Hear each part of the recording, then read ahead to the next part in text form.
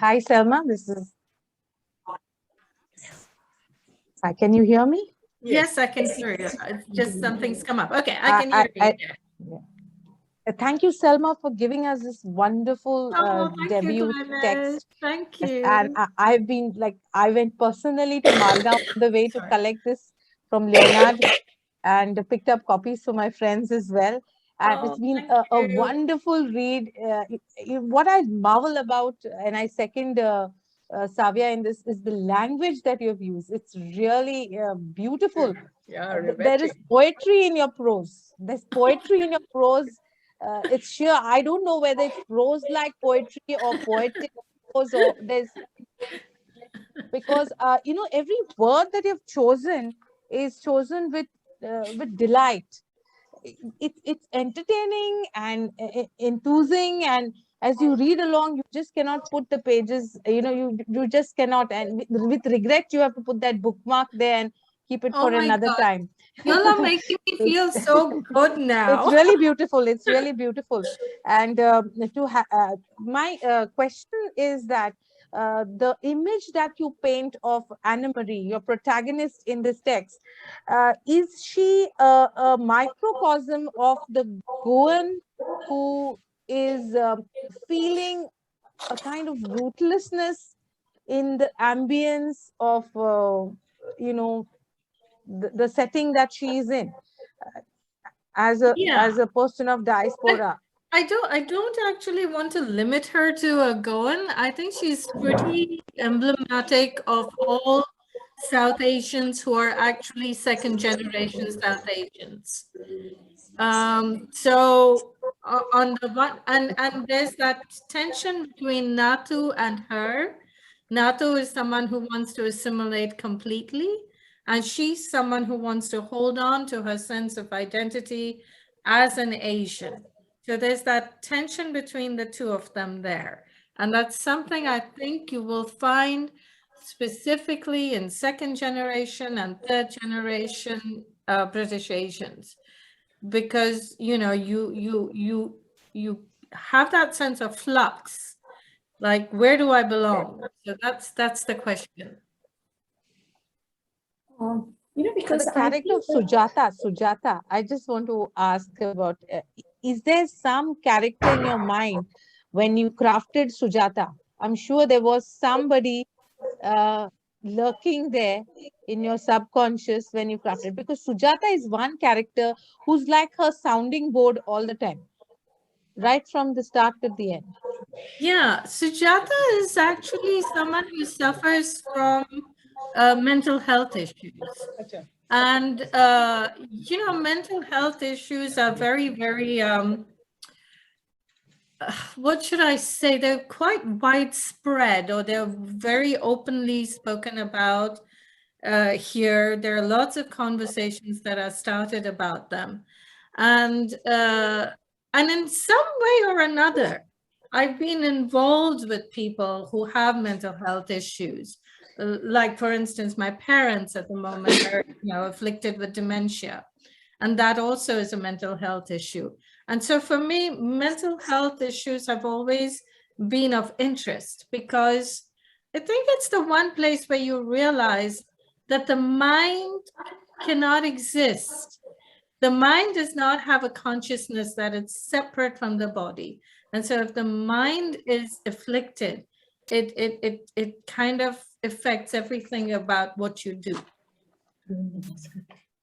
uh, because for me, when I read the book, the psychological issues I feel are independent of the immigrant status, because Yes, these are issues that I find here in people yes, who are rooted in India yes, and yet have similar mental health issues. yes.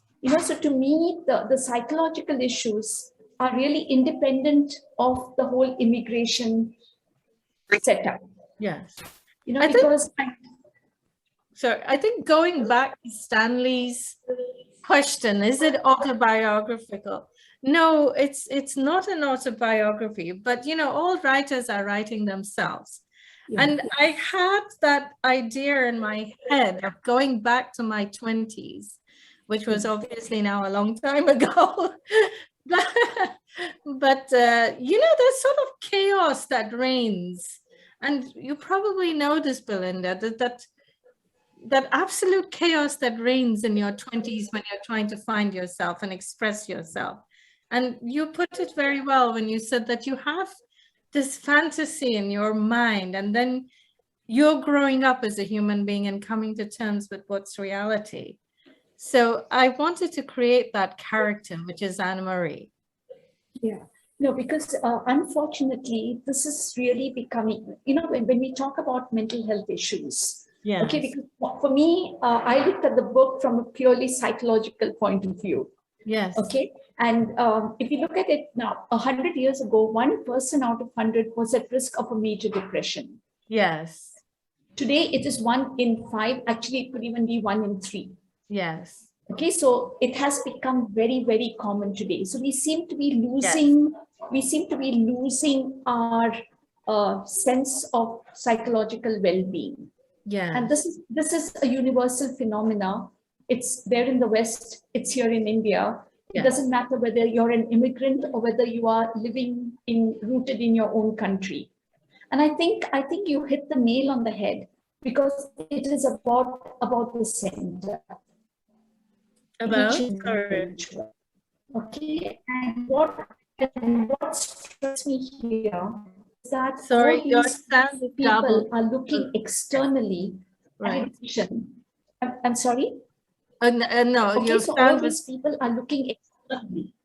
I'm talking about whether it's Anna Marie, whether it's her mother, whether it's her aunt, whether it's Sujata. Yeah. They're all looking externally for somebody to ground them, and they're not developing their own center. So if you don't focus and develop your own center, then all these peripheral things are going to pull you apart, which is what I see happening in almost all the female characters in the book. Could I excuse myself for just 2 or 3 minutes? I'll be back. Yeah. Okay, to me, the only person who actually really finds his center is Natu. Okay, so he has found his center, whereas all the others are floundering because they are not really focusing on themselves and strengthening the inner self. Okay? That's very interesting, but I had this short stint as a Fulbrighter in the University of Washington, in Washington, D.C. And I was in touch with a lot of Indian writers in America and a lot of Indian professors in there at the university. And many of the women were single. And I remember telling one of my friends at the university that a certain Indian writer was getting married to a South American, And she said, "Oh my God, is that so? Where are the Indian men for Indian professors, or South Asian men for Indian professors in the US?" So I think that's a very typical step where you assimilate. And you assimilate and become upwardly mobile, where I don't think that kind of assimilation is easy for Indian women. That was the feeling that I got from my limited experience in the US with Indian professors and South Asian professors. Can you hear me? Yes. Okay. Anyone else would like to raise a point till Selma gets in? Sorry, I'm back. Yeah. Because another question that I raised is that, is it only women who are subject to these kind of fears, or are men equally susceptible to this angst? Because here in the book, Anna Marie's her take is that it's women who cannot save themselves, and men, just by virtue of being born men, can save themselves, and they are entitled, to happiness, whereas women aren't. So the question that I'm putting out is, are men immune for this kind of, depressive angst? Or can men also be victims to the same kind of issues? Any of the men would like to respond to that? Dr. Belinda, so long as this is not a psychiatric kind of professional question to us, I don't mind answering it. I can't separate the I agree. I agree. Belinda's made a thesis, a psychological thesis after that. As Savia correctly said, we, the teenage years and the years just after, when you're about to, kind of trying to find your legs in life and as such, there is a lot of confusion, and that confusion ranges into all the activities that one is involved in, whether it's your studies, your personal relationships, your sexual inhibitions. All these things come together at a time when, and then maybe from the age of 13, 14 till about 25, we are still in that. I think it's equally bad for women, for men as it is for women. But I had always read I read a long time ago that man develops and gains confidence much later than a girl as she develops and gains confidence. Anyway, I've seen those figures. You see that, and as the man grows, his head is still bowed until about 20, 21. By that time, the girl is already, on her way to confidence and dominating men generally. See, so we have a different view altogether from Anna Marie's. Yeah. Yeah, naturally. No, that's what I was wondering. That's what I was wondering, why she's so insecure. I mean, we always come up with the idea that a girl or a woman is much more secure than a man is around that age of 20, 25. I don't know. Yes. Norbert seems to be, what do you call that? Okay. Discreet silence. Yeah, no, but you've lived abroad. Come on, let us have you responding to that. Sorry? Norbert, no? Norbert, yeah. Yeah. Hi, Sifala. Hi. Good. This one has also come. Dr. Preeti also joined. Yes, Dr. Preeti. Hi. Yeah, Norbert. Like you rightly said, both women and men can be secure in themselves or insecure. So I don't really think it is based on gender. Okay, yeah, it is how an individual develops himself or herself. And here I think that if a person is born, with both the parents and a lot of, a secure environment, then you have the ability to really discover yourself and grow. But if you grow up in a deprived environment, then there could always be this sense of lack and this constant yearning and search for something outside yourself, which I think is highlighted in the book.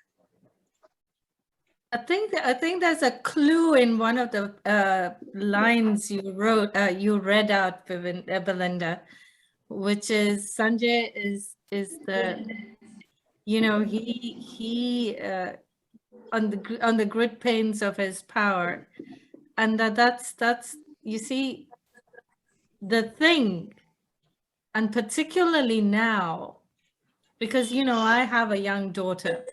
So I'm sandwiched between my mother's generation, my generation, and my daughter's generation. And the thing is, men still control.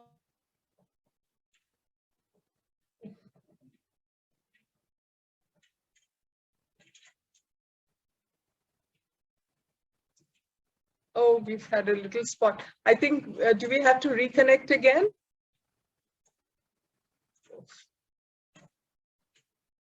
Can you hear us? Selma suddenly went blank. I don't know why she was speaking. I'm sorry, Selma, we lost you. Yeah, we lost you, Selma. Yeah. Okay, can you hear me now? Yes. Okay, so yes. So I think the point I was trying to make is that men, and particularly in the sexual equation, men hold an advantage. Women, statistically, we know that women, if they become single parent, as Anna Marie becomes, they fall into poverty. They find it difficult to have second relationships. That's very true.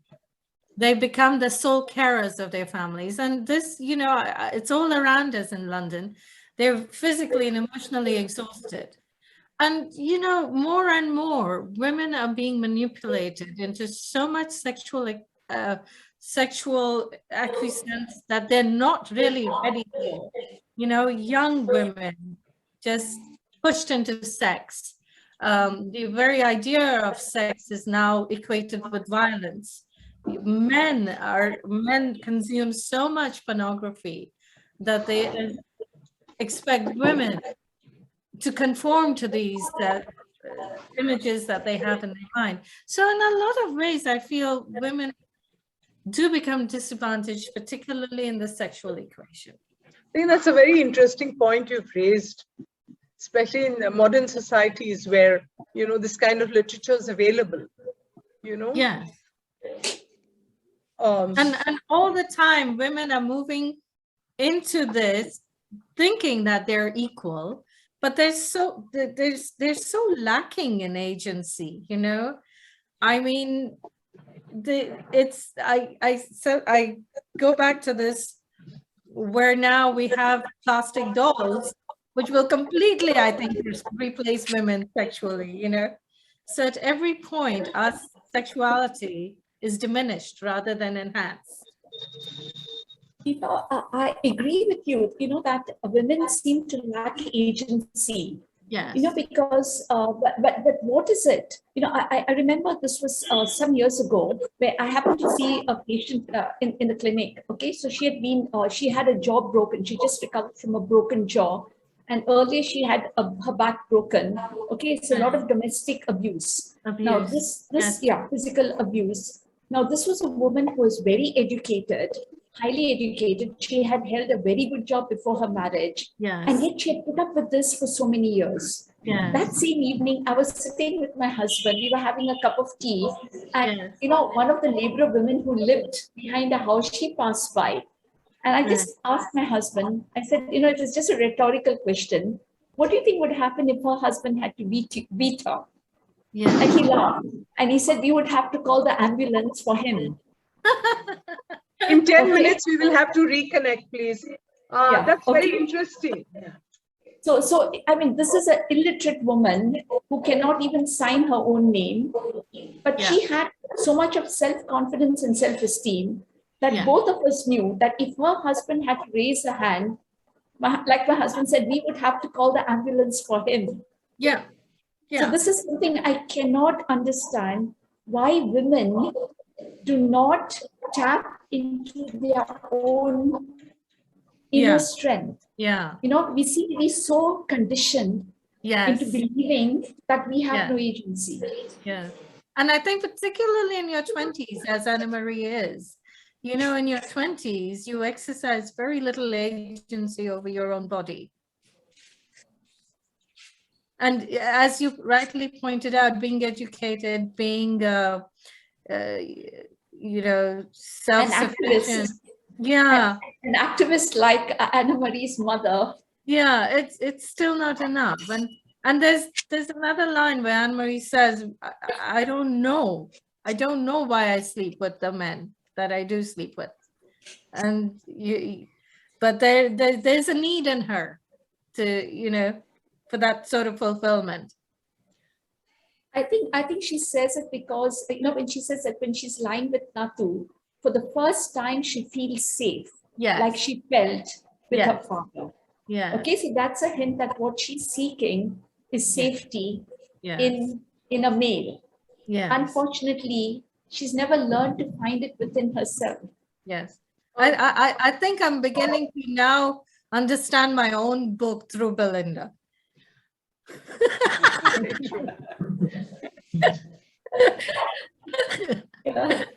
No, I'm always trying to make psychological sense, So the pieces don't fit here, the pieces fit perfectly. Because you've developed my character so much deeper than I have. I remember, Okay. I remember visiting London when the Nehru Tent project was going on and connecting very strongly with the immigrant experience. Because at that time, Eleanor Vegas, my aunt, she was involved with the Nehru project.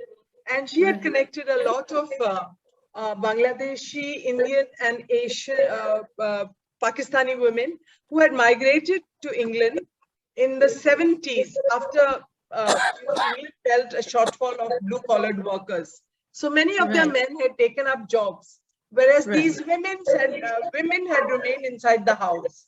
And they felt very alienated because their children had grown up in an English environment. They were dating, they were kissing, they were growing up sexually. And the women felt unconnected with their men and unconnected with their children. So they were totally at a loss. And in an alien environment, I can understand a bit of that. When your women are sitting around and talking, they say, what is in it for us? Back home, you have servants, you have backyards. And then they say, there's London in it. You know, I love that line very much because I really remembered all those Asian women talking to me. So, you know, the thing of advancing materially and at the same time staying connected with your inner self, I think that becomes a big problem. I mean, I can understand women out here bringing up children. They always have problems with their children about dating, about, you know, having mixed marriages and so on and so forth. Whereas in England, that's not really possible. But you really see the divide that it happens. Women as you grow, the mother, the daughter, and maybe the granddaughter, you know, it's three generations and one generation cannot control the other. And here you have the mother reading all feminist literature and the daughter is seeking something totally different. You have seen that happening with the feminist revolution also. All the children of great feminists, they kind of look in the other direction and say, that's not for us. You know, I have a friend who's an activist here and she's fighting for a huge estate and she's fighting the politicians, she's fighting the local people. She doesn't want the minds coming into for this thing. And her daughter says, Mom, given a choice, I would leave all this land and never come back. So, you know, it's a thing, it's an angst that kind of works in each generation differently. I mean, for our generation, I'm 60s now, you know, the thing was to not liberate ourselves sexually, but liberate ourselves intellectually. And whereas that's not the concern of the next generation after me. They want a parity of a different kind. It's not intellectual. They are not hankering for the books that my generation hankered for. They don't want even to read books, but they are hankering for a different kind of, you know, equation in society with regard to the genders. And here you have it beautifully laid out in an environment that Anna Marie grows in, you know. And I think you have three different women kind of experiencing and experimenting in that. Jussie also, I mean, she's doing what she's doing because of the circumstance. Her husband is not giving her alimony. He's not looking after the children. So for her, it's not a choice. It's an objective that is forced on her by, you know, social situation or by the situation around her. And so on and so forth. Anna Marie, to some extent, exercises her choices. Her mother says, no child, you know, no child out of wedlock. And she's constantly berating her and saying, oh, that man works there at Tesco's. And, you know, she has higher ideas. But sometimes I wonder, you know, that would a family that migrates from Goa, this is a question in my mind, because I've been you know, a frog in the well. I've never stepped out. So would a family that a father was a professor, the mother was sufficiently into feminist literature, would they not try to assimilate and be upwardly mobile? I found that a little bit of a conflict in my own mind. Why does Anna Marie kind of stall that progress, which you see happening in very many families? Like Carmona, 75% of Carmona is at Swindon. You know where that is. And they're not coming back. Their houses are here and we have to count the houses. There's one father who has 10 children, all in, what's that? They're all in UK. And every day, they've all built beautiful houses. They're like mausoleums to the past. And every morning he goes and lights them, puts the lights off. Every evening he goes on his cycle and lights them up, you know. So this is something I always wanted to understand, that you leave a material condition here and you go for better circumstances. And then you can't forget this homeland. You can't forget the baggage that you carry with you. It stays inside, it simmers. I had another friend who would always take sausages, you know, and the sausages stayed in her fridge for a year till she came back again. They were thrown out, and the next trip, more sausages got back into the fridge again. So what kind of a nostalgia is this? Do you have a name for it? Do you have a kind of, how do you reconcile with that life there and this little kindred spirit glowing in some dark space in your heart and saying, you know, I'm also there. Please, you guys are not talking. That's why I'm blabbering on. You know, come on. Dr. Siana, Sarojini, Sufala, Glennis, come on. And Dr. Preeti and Norbert. Bhavya, I have not finished the book, so I can't talk. Okay. I know you had your mother's bereavement. Sufala recently lost her mother, so she was going through a spot actually. My condolences. May his soul rest in peace. Saroj, you have to sit up. We can only see half your face. Or pull your screen down. I can see. Yeah? Okay. Right. Yeah. Come on, please respond. Dr. Siona? I enjoyed the book a lot. You can hear me? Yes, thank you. I enjoyed the book a lot. I found a lot of psychology in that. And yes, I do feel that women, maybe in Goa, maybe in India, they are at a disadvantage. I don't know about the rest of the world, because I've not stayed long enough there. But here, definitely we need someone to protect us. To respond. See, because I have got 4 children. My thing. Oh, and of course,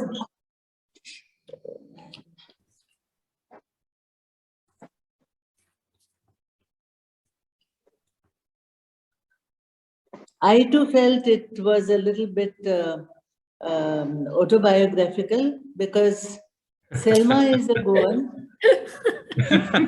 Yeah, so I too felt like that. Although I don't know Selma, but I felt, you know, she is Goan, and there are so many things that are typically Goan in the characters, and at the same time they are transported into another land where, you know, they would have maybe problems in adjusting with the values or with the culture, or, you know, different things like that.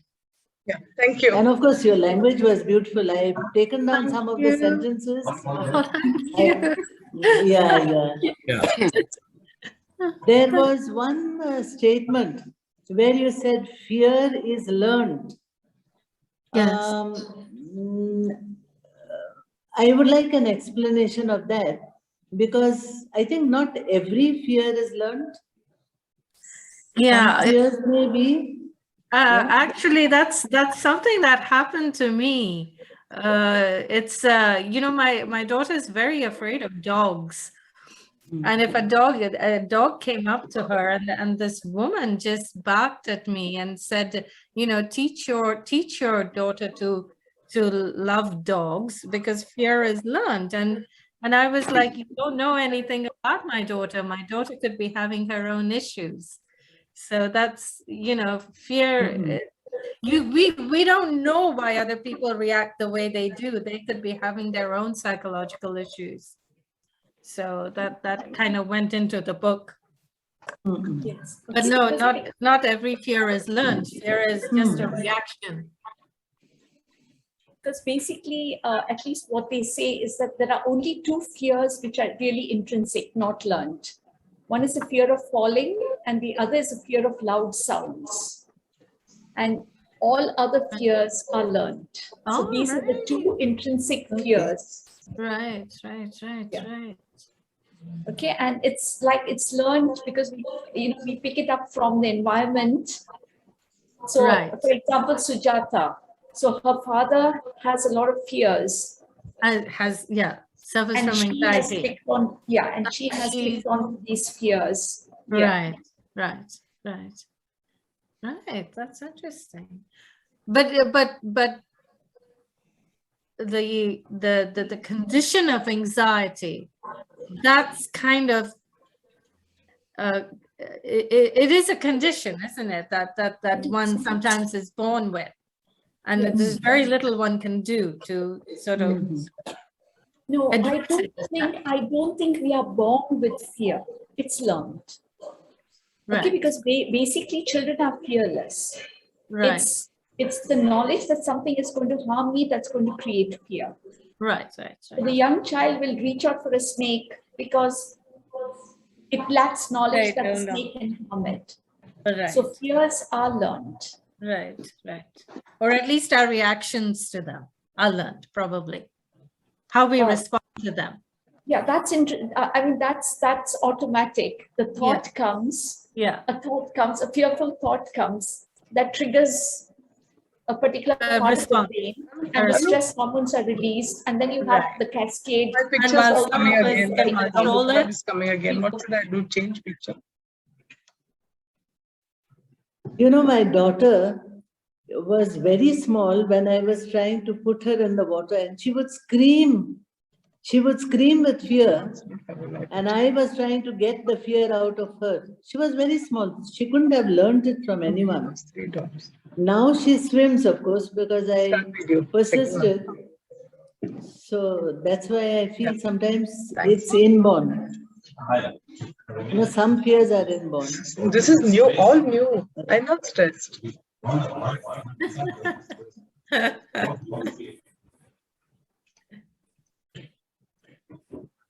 Okay, because basically fear, I mean, when you look at it, it's fear is that something is going to harm me.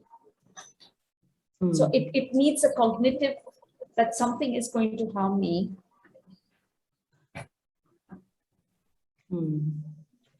Yeah. Dr. Preeti? Yeah, I'd like to say a few things. The first thing is, like, when I read the book, it captivated me. I didn't feel like putting it down because the characters were so realistic, and general mood was like a depressive mood. Not one of those four ladies were happy. Neither Marie, Jata, nor other. It saddened me as I was reading the book. I said, is it going to get happy for them or not? But really, I think there was a happy moment, except maybe when her daughter was first born.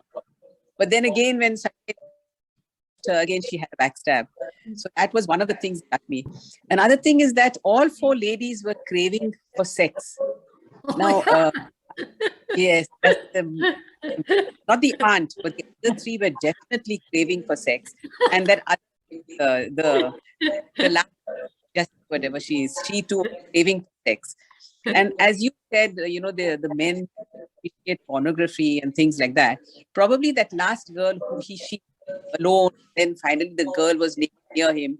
Probably he told her, she gives me the best sex I've ever had. So probably all those pornographic things she was able to do, which Anna Marie, probably the way she had been brought up like a Catholic and things, she couldn't accept it, and probably she couldn't do that.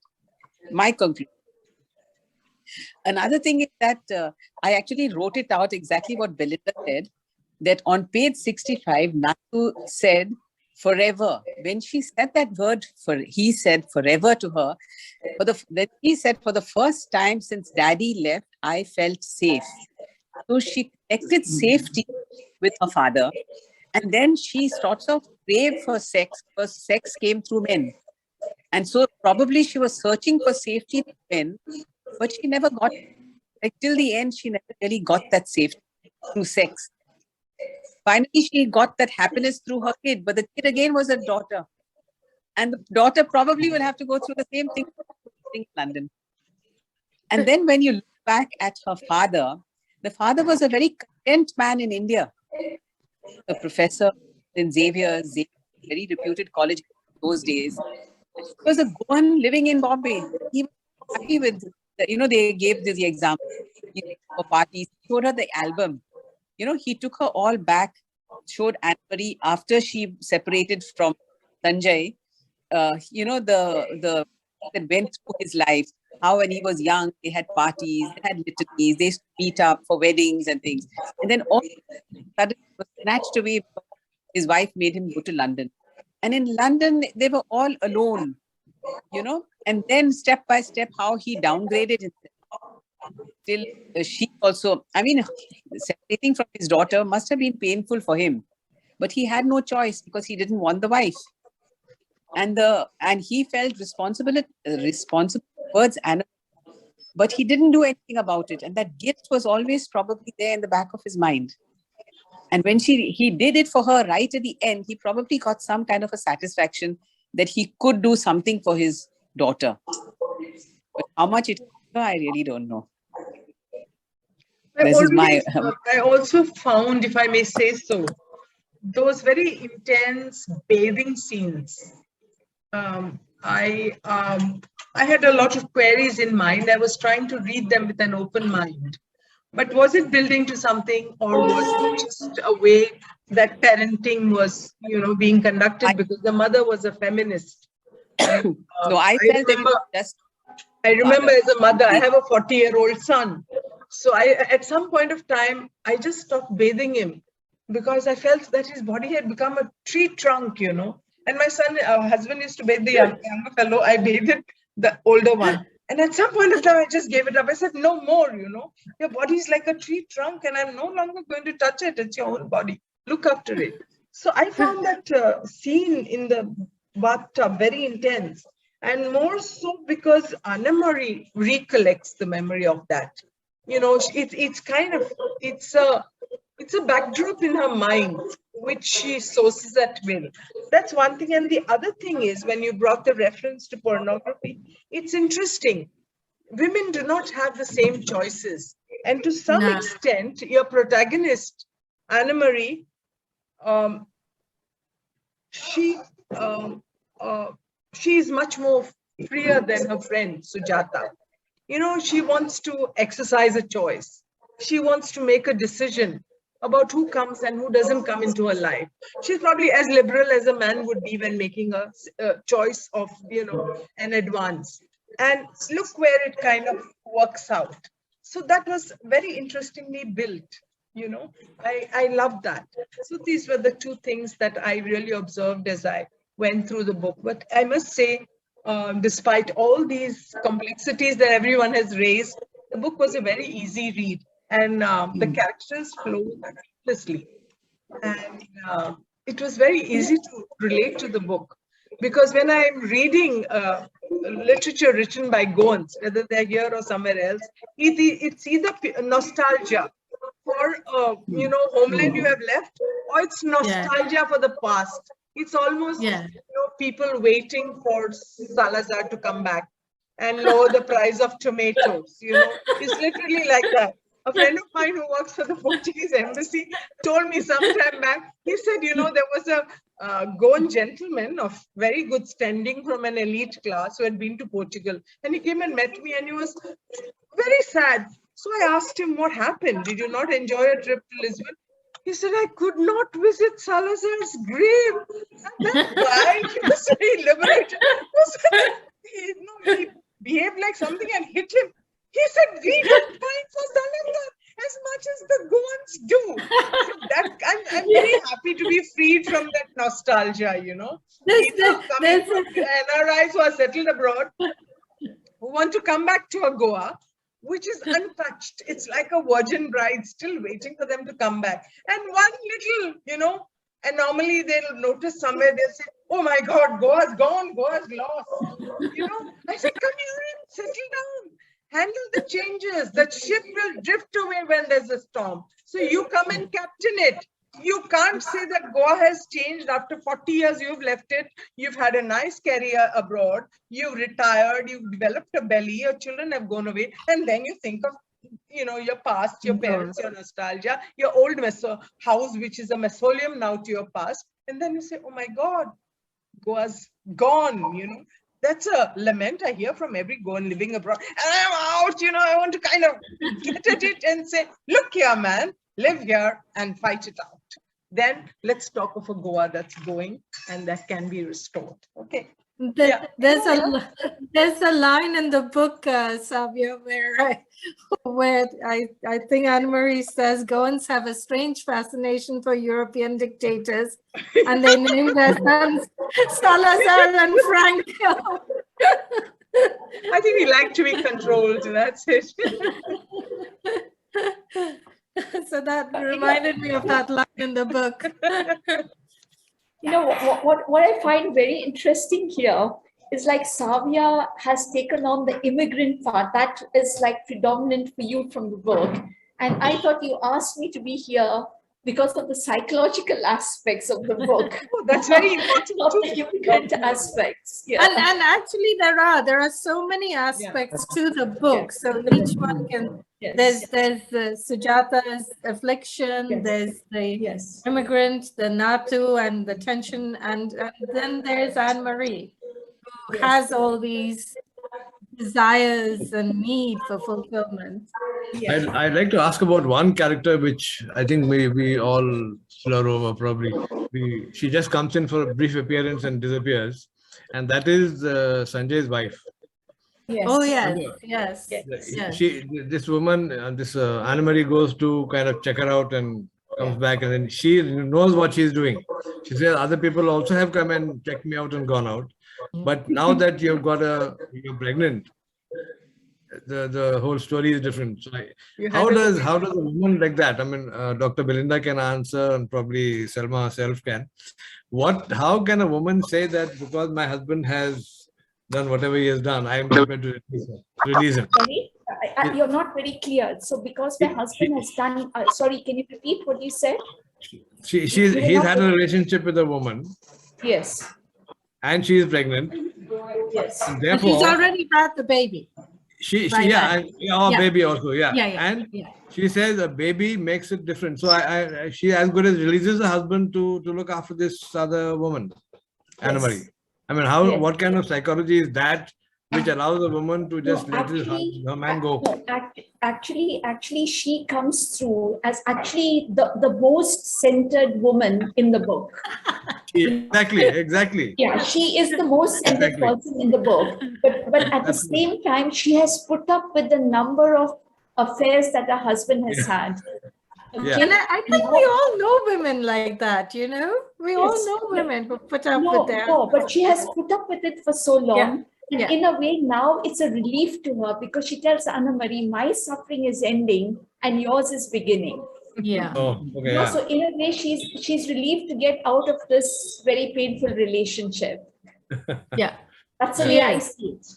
And now she can finally be herself and live her own life on her own terms. To me, she is the most healthy woman among all the female characters in the book. She knows what her priorities are and whatever. Yeah, and now she's out of it. Yeah. Dr. Sienna, you haven't spoken. Who's this? Dr. Sienna, Glennis, Sufala. Hi, Savia. Hi, Selma. Hi, Selma. The book was nice and slim, so there was no stress of I won't finish it in time. Though I bought the book, I probably misplaced it also somewhere. Of course, I borrowed it from my neighbor. What I liked about the book was it covered so many aspects in so little pages. I don't think there was anything left unsaid. There's one point which we have not discussed was Marie and her mother has a small discussion regarding her mother getting old and what would be for you when you get old. So that conversation also was part of your book. Yes. I really liked the unique expressions that you had in the book. Like, you know, I was trying to underline. I said, I have to underline the whole book now because there was so much richness in your language. I really thoroughly enjoyed the book. Thank you so much. When you put that word, you know, that like, you know, the men, the people going on the station, it was cold outdoors with clenched shoulders. You say, what this clenched shoulders like? I've heard about clenched feet, feast and teeth, like clenched shoulders, like. So I mean, so your language is so very rich. I It's very, enjoyed you know, in London, we'll go around like this once it gets a bit cold. Yeah, I Come know. September, October, we'll just all go around like this. Yeah, I know. So it was a very well written book. Thank you so much. Thank you so much. Glennis, any more observations? I think when you look at a book with 26 chapters, you think that it will be around 450 to 500 pages, 26 chapters. But each chapter was a crisp golgappa, you know, like the pani puri. You just have it and savor it, that, and then you give that feeling. You know, it's a wonderful experience. And I like the titles of each chapter. They were so symbolic. Gilded on Wings, talking about the myth of Icarus, and every chapter, Guilt and the Light Traveler. You see, everything spiraled, just single titles for the chapters. I think everything had a purpose and a plan in which you have fitted it. It was like a well-knit quilt, you know, and then you fit in together with the characters and knit them together and bring an episode of the past to the present and the present to the near future, and then you link it together. The questions that are raised are now a very you know, I've always been in Goa, maybe traveled abroad but not lived abroad for a long time, is the question of this changing morality. Oh, a Goan girl, and this kind of a kind of something very eyebrow raising life that she's living. Uh, how palatable to an average Goan who has not seen the world around? Is this the Goan life when one goes abroad? Is a question that is raised for somebody who lives in a sufficiently cloistered world here, you know, like a frog in the well type of thing. So that made me think, Yeah. because is this the life of a Goan girl there? Not generally, no. Like even second generation or even third generation Goan immigrants, I mean, may not go and have. I mean, obviously, they're all everything else exists, but they may not become single parents, go and have a child without getting married. So I think to that extent, Goans do tend, but I know that this happens, it is happening, and there are within the larger British Asian community. There are, and is it biographical? No, but it is based on, you know, because I have a young daughter, I'm so much in touch with other mothers that will gather around the school yard, and you know, the bit where Jessie is very much a real character, you know, someone who gets married. She's forced into marriage to marry an Indian man, but the Indian man only wants a white woman, and he has affairs continuously with. That's pretty much grounded in the realities of British Asian lives. Yeah, a lot of it is grounded in the realities of the women I know, even, you know. So yeah, may not specifically happen within the Goan British Asian community, but generally, yes, the larger community, yes. I also see your work as a feminist work. There's a streak of feminism wherein you are trying to rip open the silences in a woman's life. Very in a patriarchal society that we live in generally, in any part of the world, with marriage being the most patriarchal institution, I would say. We have a girl here who wants to create a niche for herself with what she wants to carve that identity for herself, which till the end is so unfulfilled. The question I'm coming back is to what Belinda asked. Is there hope for Anna Marie? You want me to answer that, or you want someone, maybe someone else Yes, maybe someone else. Yeah, okay. No, there is no hope for Anna Marie. Oh my God. No, I'm saying there is no hope for Anna Marie because there is a pivotal point where she could make a change and she could forge a different direction for herself, and she does not. Okay, and that is, I think, where is it?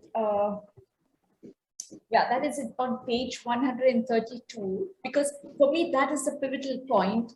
You know, after she discovers Jassy and Sanjay, okay, that is soon after that, when she says that she has to look at, for what would unfold if I were to look my unhappiness straight in the eye and confront it. What would I see? Nothing but the truth. Then what would the truth reveal? Okay, so she is not willing to look the truth directly for what it is. So she turns herself away from the truth and continues to look into the illusion that she has built up, illusion of what her life would be. And if she doesn't look the truth in the eye, she's not going to make the right choices for herself. And that's why, to my mind, she is not going to, unless maybe another opportunity presents itself, and then she looks truth for what it is and accepts reality for what it is. The other opportunity would be another strong man coming in, isn't it? No, because as long as she's looking for outside herself, she's never going to find. Exactly. But then, see, I think I agree with you generally, because unless she changes her attitude towards the male, Yes. male being, whatever, I don't think Yes. she has any hope at all. So Exactly. she'll continue to have that, anchor her happiness on Exactly. Because in the same paragraph, in the same paragraph, she goes on to say, she knows what the right choice is for her, but she doesn't take it. Okay, and she says, such bleakness awaits truth seekers. Okay, who in their right mind would want to seek out the truth? It seems to me that it is not right to introspect on Sanjay's behavior, nor confront my inaction in any way other than to bear it with resilience. So she's choosing to bear her fate with resilience rather than to change her fate and carve a different future for herself. And I think women do that. Women lie to themselves. We lie to ourselves, you know? Exactly. And that's why they remain caught up in this whole pessimistic, okay, despairing life. Yeah. But I don't want to say, I don't want to say anything. I don't want to insert myself. Okay, it's a choice. Ultimately, it's a choice that she makes. Maybe that's a learned reaction also. Maybe that's what we have learned, you know, from the society. That's what is expected of us. That's what our parents teach us. That, okay, as women, you have to be submissive. You have to, you know, you have to behave differently. But at the same time, we also have a brain to analyze it and make different choices. But we don't exercise this ability of ours to make a different choice. In fact, there is one situation where she brings that out very clearly. You know, that is right in the beginning. I think it is on right in the beginning somewhere. Just a moment, let me just get that. The intertwining of swans. No.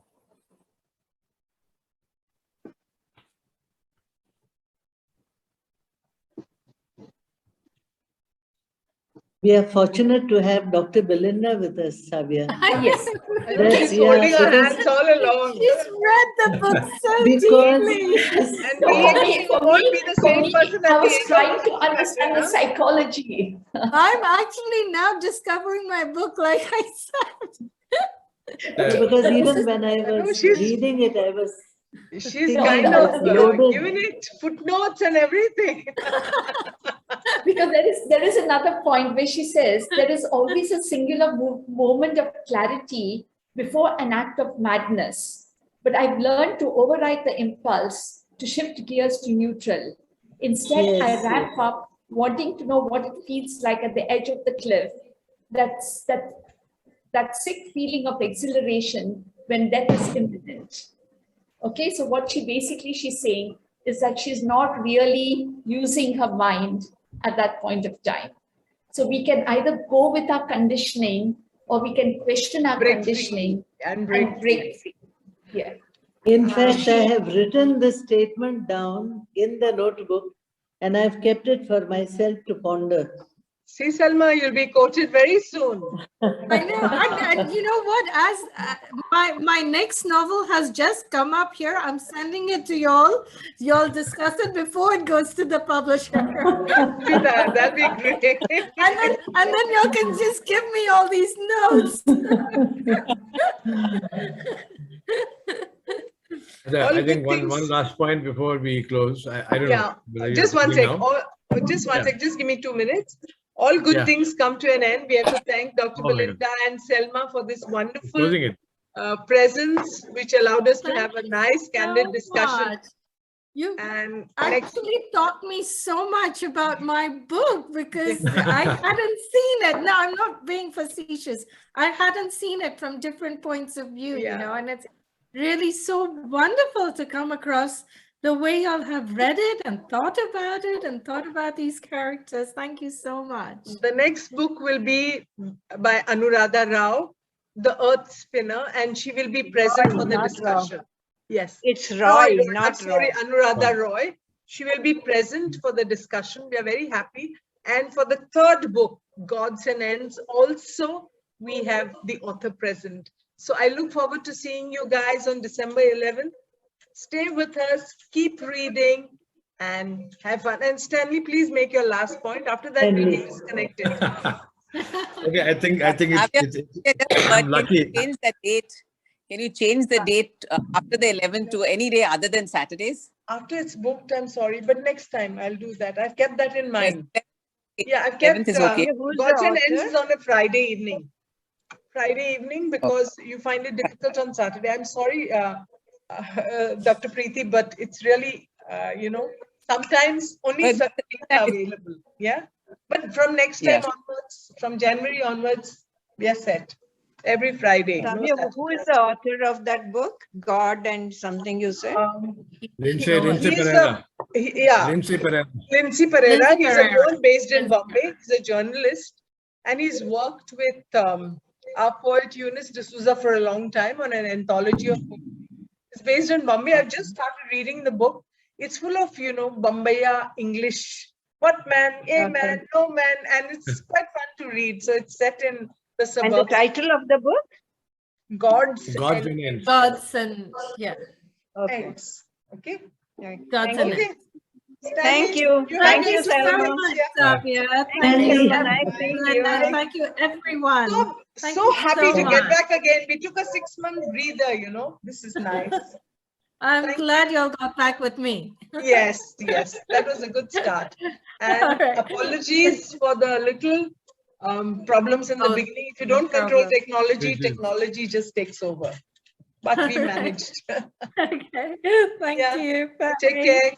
Bye. Nice evening, everyone. Okay. Bye. Bye. Thank you. Thanks, Bye. everyone. Thank you, Bye. Bye. Savia. Thank you, Savia.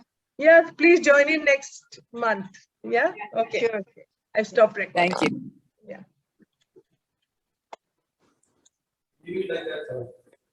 Yeah.